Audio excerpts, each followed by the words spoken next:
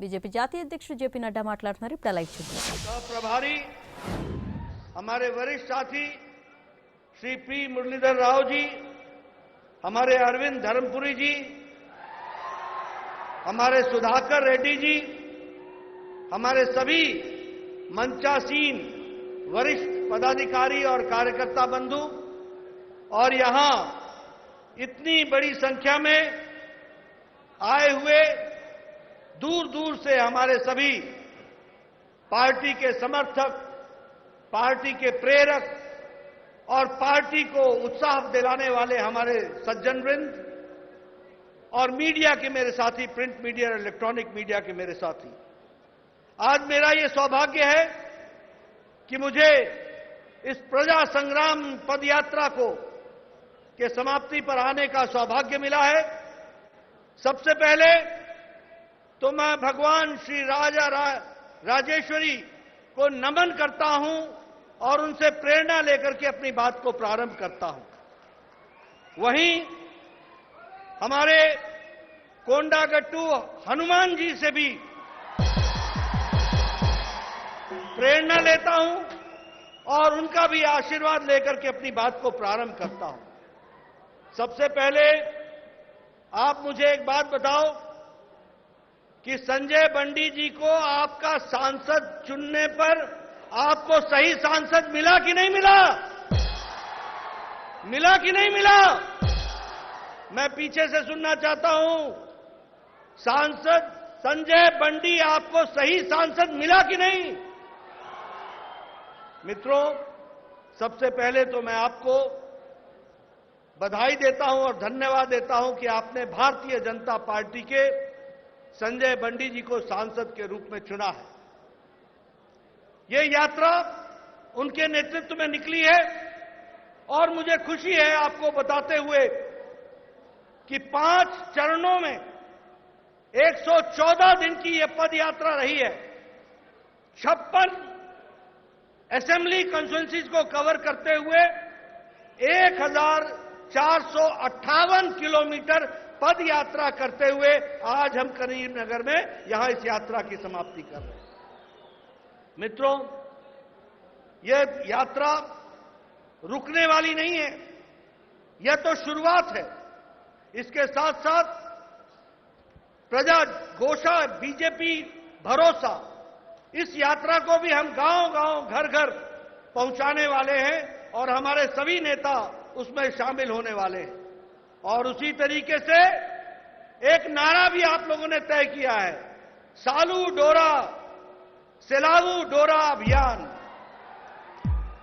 इस अभियान के तहत enough is enough, goodbye KCR, इसको भी हमको समझने की जरूरत है। और साथ ही साथ मैं यह भी बताना चाहता हूं कि दूसरे फेज में और तीसरे फेज में, और अभी जब मैं आ रहा था तो मेरी यात्रा को भी रोकने का काम टीआरएस ने किया और टीआरएस के लोगों ने किया। मैं केसीआर को बता देना चाहता हूं कि ये प्रजातंत्र है। दमन को तंत्र के अंदर इतिहास के कूड़ेदान में दफन कर देती है ये जनता है। इसको पहचानो, इसको समझो। और इसीलिए मैं ये कहना चाहता हूं कि पार्टी में इस यात्रा को निकालकर जो लोगों का जन आक्रोश था उसको लोगों के साथ मिलकर के समाज में, देश में, प्रजातंत्र में बताने का काम ये हमारी यात्रा ने किया है। और साथ ही साथ मैं ये भी बोलना चाहता हूं कि आज जब मैं यहां आया हूं तो एक तरफ भारत सरकार मोदी जी के नेतृत्व में चल रही है, जो आम गांव, गरीब, वंचित, पीड़ित, शोषित, दलित, महिला, किसान, युवा, इनको ताकत दे रही है। और वहीं केसीआर की सरकार भ्रष्टाचार, अनाचार, प्रजातंत्र का गला घोटने वाली और जनता विरोधी नीतियों के साथ वो यहां पर काम कर रही है। ऐसी सरकार को न रहने का अधिकार है, न काम को आगे बढ़ाने की दृष्टि से उन्होंने कोई काम किया है। अब समय आ गया है जब उनको गुड बाय कहा जाए उनको आराम दिया जाए और हमारे लोगों को काम दिया जाए और सरकार को आगे बढ़ाने का इंतजाम किया जाए। मित्रों, अगर मैं समाज के सभी वर्गों की बात करूं, हम लोगों ने कहा सबका साथ, सबका विकास, सबका विश्वास, सबका प्रयास। कभी किसी ने सोचा था कि कोई आदिवासी महिला भारत की राष्ट्रपति बनेगी? कभी सोचा था कि कोई दलित भारत का राष्ट्रपति बनेगा? कभी किसी ने सोचा था कि 12-12 मंत्री हमारे दलित होंगे? कभी किसी ने सोचा था कि 8 मंत्री हमारे केंद्र सरकार में आदिवासी वर्ग से होंगे और 20 से ज्यादा हमारे पिछड़े वर्ग से होंगे? ये सबको साथ जोड़ने का काम, एक माला में पिरोने का काम, सबका साथ, सबका विकास, सबका विश्वास और सबके प्रयास को आगे बढ़ाने का काम किसी ने किया है तो नरेंद्र मोदी जी की सरकार ने और नरेंद्र मोदी जी ने किया है। यह हमको ध्यान में रखना चाहिए। मैं इसके साथ साथ यह भी बताना चाहता हूं कि विकास के दृष्टि से आज अगर मैं तेलंगाना की बात करूं तो जो सड़कें बनी हैं वो पिछले 5 साल के अंदर केंद्र सरकार के द्वारा 4,996 किलोमीटर बनी है, 4,996 किलोमीटर। इसका मतलब यह हुआ, और उसमें 104 लाख रुपए, करोड़ रुपए खर्च हुए हैं हाईवेज इन तेलंगाना। इसका मतलब यह हुआ कि लद्दाख से तेलंगाना की जो सड़क बनती है उतनी सड़कें यहां पर बनी हैं। ये केंद्र सरकार ने करके दिया है। उसी तरीके से 4 लेन का फ्लाईओवर, एलिवेटेड कॉरिडोर, ये सारी चीजें विकास के दृष्टि से यहां पर काम हुआ है, उसको आपके सामने मैं रखना चाहता हूं। अगर मैं जल जीवन मिशन की बात करूं, हर घर जल पहुंचाने की बात की है तो 1,91,00,000 घरों में इसको पहुंचाने का 1,91,000 लोगों के घरों में इसको पहुंचाने का काम किया है। उसी तरीके से नए हाउस होल्ड्स, नए घरों में 38 लाख घरों में घर घर जल पहुंचाने का काम किया है। उसी तरीके से अगर हम देखें तो आज मुझे दुख के साथ कहना पड़ता है कि यह स्टेट तेलंगाना जो एक समय में सरप्लस स्टेट थी, उसको आज डेट में डालने का काम किया है तो केसीआर ने किया है। उसको अंधेरे में धकेलने का काम किया है तो केसीआर ने किया है। और आपको जानकर आश्चर्य होगा कि आज तेलंगाना प्रदेश जो आज से 8 साल पहले सरप्लस स्टेट था, आज 3.29 लाख करोड़ रुपए के डेट में खड़ा है ये हमारा प्रदेश। उसी तरीके से केसीआर बोलते रहते हैं कि Telangana is a richest state. मैं उनको करेक्ट करना चाहता हूं, Telangana was a richest state, you have made it a poor state and a debt state. यह भी आपने ला करके खड़ा किया है।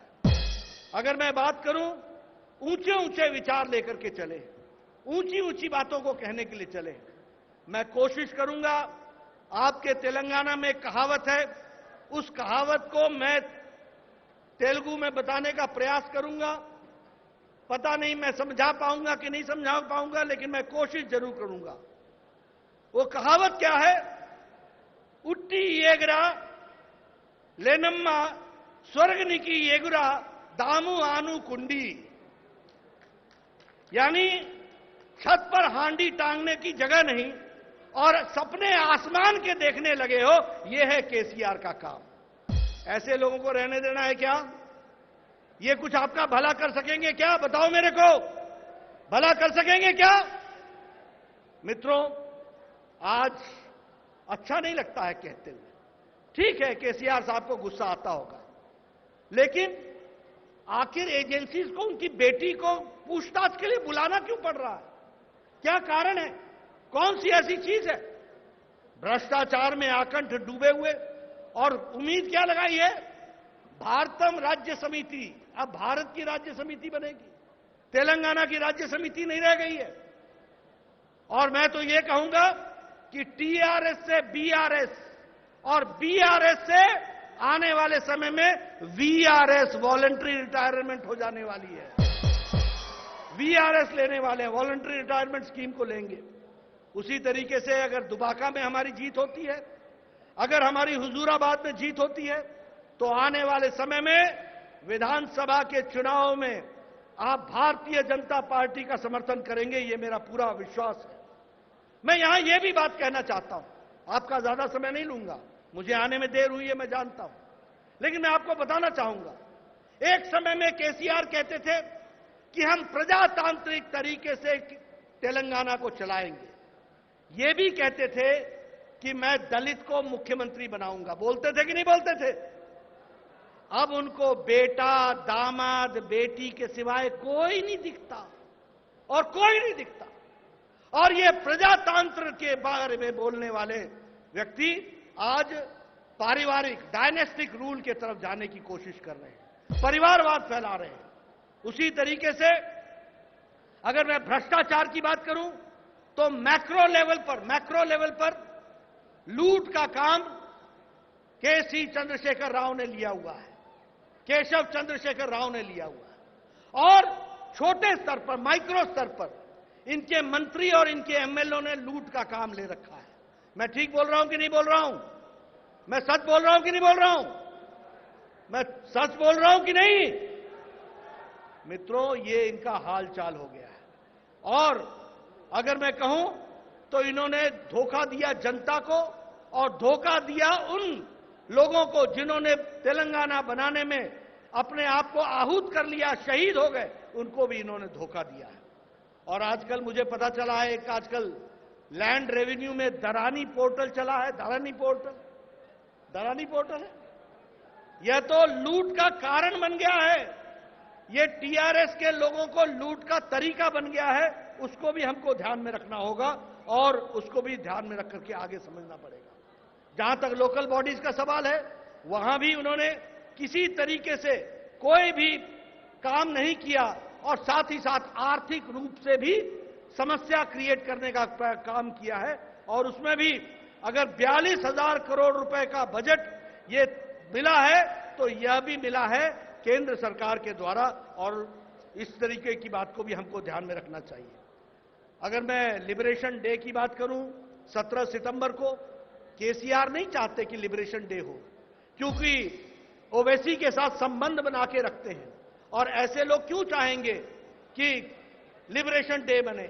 लेकिन हां, हम जानते हैं तेलंगाना का इतिहास, हम जानते हैं रजाकार की क्रूरता, हम जानते हैं किस तरीके से उन्होंने समाज को बांटने का प्रयास किया है। और हम यह भूलने वाले नहीं हैं कि किस तरीके से हमारी भारत की जनता ने इन रजाकारों का मुकाबला भी किया, और देश की आजादी के लिए भी अपने आप को जोड़ा है। ऐसे में लिबरेशन डे हम 17 तारीख को सितंबर को मनाने का, जिसको हमारे गृह मंत्री अमित शाह जी ने शुरू किया है, उसको और जोर शोर से मनाएंगे, और देश के दृष्टि से उसको आगे बढ़ाएंगे। ये मैं जरूर कहना चाहता हूं। मित्रों, वो यादें भूल गए। 2 बेडरूम बनाऊंगा, अपने तो फार्म हाउस बना के बैठ गए, और गरीबों को 2 बेडरूम से भी बेनसीब कर दिया, वह भी उनसे छीन लिया। उन्होंने कहा था कि हम 1 टाइम लोन वेवर करेंगे फार्मर्स का, अभी भी किसान इंतजार कर रहे हैं। उन्होंने कहा था कि 2 एकड़ लैंड एससी को और 3 एकड़ लैंड एसटी को देंगे। हमारे एससी भाई और एसटी भाई भी इंतजार कर रहे हैं। और स्टाइपेंड के लिए युवाओं को एक बड़ा अच्छा फिगर बताया था, 3,016 रुपीज पर मंथ। ये 16 रुपए क्यों जोड़े थे, मेरे को आज तक समझ नहीं आया। ये क्यों जोड़े थे, मेरे समझ में नहीं आया। ऐसा लगता था जैसे एकदम जोड़ करके निकाला हो, और 16 रुपए तेरे बनते हैं तो 3,016 रुपए हम तुमको देंगे।